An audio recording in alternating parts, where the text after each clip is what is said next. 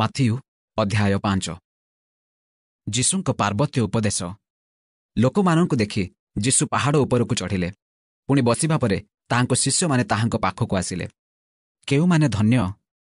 ସେଥିରେ ସେ ମୁଖ ଫିଟାଇ ସେମାନଙ୍କୁ ଶିକ୍ଷା ଦେଇ କହିବାକୁ ଲାଗିଲେ, ଆତ୍ମାରେ ଦିନହୀନ ଲୋକେ ଧନ୍ୟ, କାରଣ ସ୍ୱର୍ଗ ରାଜ୍ୟ ସେମାନଙ୍କର।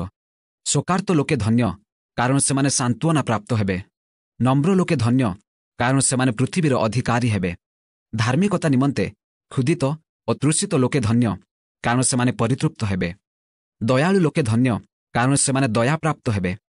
ଶୁଦ୍ଧଚିତ୍ତ ଲୋକେ ଧନ୍ୟ, କାରଣ ସେମାନେ ଈଶ୍ୱରଙ୍କ ଦର୍ଶନ ପାଇବେ।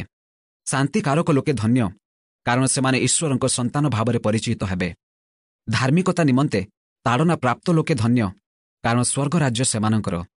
ଲୋକେ ଯେବେ ତୁମ୍ଭମାନଙ୍କୁ ମୋ ସକାଶେ ନିନ୍ଦା ଓ ତାଡ଼ନା କରନ୍ତି, ପୁଣି ମିଥ୍ୟାରେ ତୁମ୍ଭମାନଙ୍କ ବିରୁଦ୍ଧରେ ସମସ୍ତ ପ୍ରକାର ମନ୍ଦ କଥା କହନ୍ତି, ତେବେ ତୁମ୍ଭେମାନେ ଧନ୍ୟ। ଆନନ୍ଦ କର ଓ ଉଲ୍ଲସିତ ହୁଅ, କାରଣ ସ୍ୱର୍ଗରେ ତୁମ୍ଭମାନଙ୍କର ପୁରସ୍କାର ପ୍ରଚୁର। ସେହିପରି ତ ସେମାନେ ତୁମ୍ଭମାନଙ୍କ ପୂର୍ବରୁ ଆସିଥିବା ଭାବବାଦୀମାନଙ୍କୁ ତାଡ଼ନା କରିଥିଲେ।